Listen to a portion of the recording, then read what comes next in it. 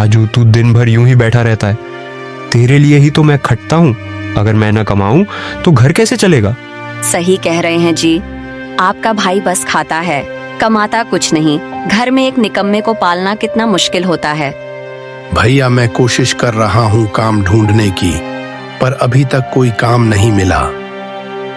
रमेश के दिल में लालच और अहंकार बढ़ता जा रहा था और उसकी पत्नी सरिता हर रोज आग में घी डालने का काम करती थी। अगली सुबह रमेश मजदूरी करने के लिए खेत जा रहा था। अरे रमेश, तुझसे कुछ बात करनी थी। कौन सी बात? यही बात कि तेरे भाई को कोई काम मिला? अरे नहीं भाई, कोई काम नहीं मिला। हमेशा घर में ही बैठा रहता है। मतलब तेरे कमाए हुए पैसों से ही घर चल रहा है? देख रमेश, तू मेरा दोस्त है, इसीलिए बता रहा हूँ, बुरा मत मानना। तेरे भाई को पैसे कमाने में कोई रुचि नहीं है। उसे बस खा पी के घर में आराम करना है। लगता तो ऐसा ही है, पर मैं कर भी क्या सकता हूँ?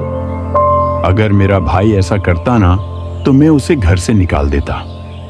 लेकिन ऐसे कैसे घर से निकाल दूं? घर उसका भी तो है। अरे रमेश, घर उसी का होता है जो घर को चलाता है।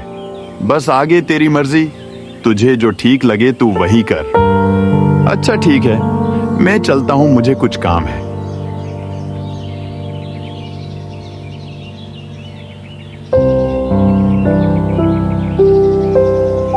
रमेश उसके बातों में आकर गुस्से में घर चला जाता है।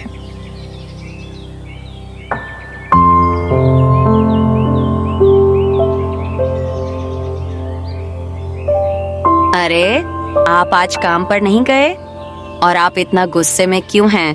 किसी से झगड़ा हुआ है क्या? नहीं, किसी से झगड़ा हुआ तो नहीं है, लेकिन अभी होने वाला है। मतलब छोड़ो और ये बताओ, राजू कहाँ है? राजू तो अपने कमरे में है।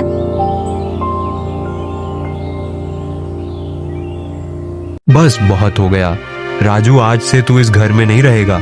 जब तक कमाने नहीं लगेगा तब तक यहाँ मत आना। चल आजा यहाँ से। भैया, मैं इस घर को छोड़कर क्यों जाऊं? ये घर मेरा भी तो है। घर उसी का होता है जो घर को चलाता है, और तू तो घर को चला नहीं रहा, घर को डूबा रहा है। निकल जा यहाँ से। राजू रोते हुए घर से निकल जाता है।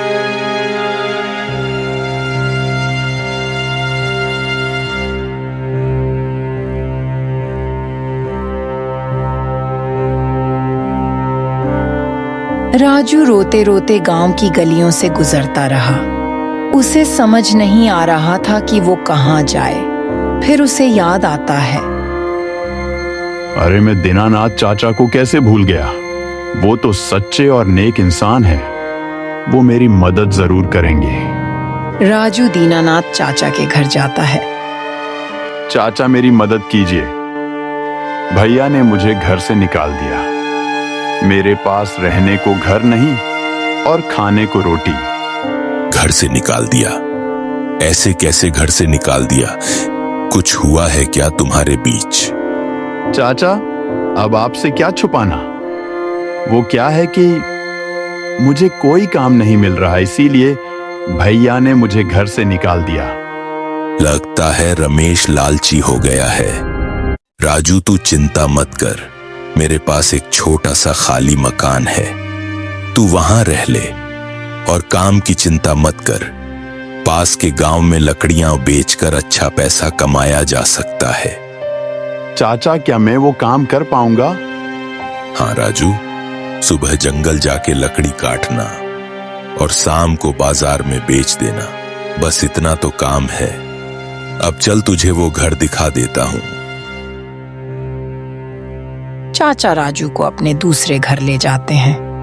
यह है राजू वो घर। अभी मैं चलता हूं, तुझसे मिलने आता रहूंगा। अभी मैं आराम कर लेता हूं, कल से लकड़ी काटने जाऊंगा। और जैसे ही सुबह हुई, राजू निकल पड़ा जंगल की तरफ। राजू जंगल पहुंच के लकड़ी काटने लगा। कुछ समय बाद लकड़ी बेचने के लिए बाजार गया और अच्छे दामों पर बेच दिया। फिर खाने के लिए कुछ सामान खरीदा और घर आ गया। राजू रात को खाना खा के जल्दी सो गया था, क्योंकि उसे सुबह उठ के लकड़ी काटने जाना था। राजू अब ऐसे ही गुजारा करता रहा और राजू को लकड़ी बेचते हुए 10 दिन हो गए थे। राजू ने 10 दिन में ही अच्छे खासे पैसे कमा लिए थे। सुबह सुबह रमेश और सरिता बाहर बैठे थे। सरिता, जब से राजू गया है मुझे कुछ ठीक नहीं लग रहा। घर सुनसान हो गया है। पहले उसकी हंसी से घर गूंजता था, अब सब खाली खाली लगता है।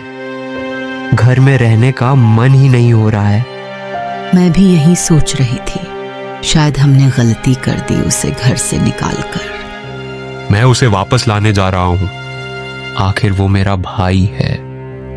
लालच में अंधे हुए रमेश को अब अपने अपराध का एहसास होने लगा था। खून का रिश्ता आखिर खून का रिश्ता होता है। भैया आप यहाँ? मुझे माफ कर दे राजू, मैंने गलती की तुझे घर से निकाल कर। इतनी छोटी बात के लिए मैंने तुझे घर से निकाल दिया।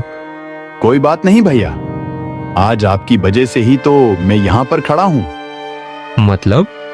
मतलब ये भैया कि मैं अब पैसे कमाने लग गया हूँ। मैंने 10 दिन में ही अच्छे खासे पैसे कमा लिया है। अरे वाह राजू, मुझे तुझसे यही उम्मीद थी। अब चल घर जाते हैं, बाकी बातें घर में करेंगे।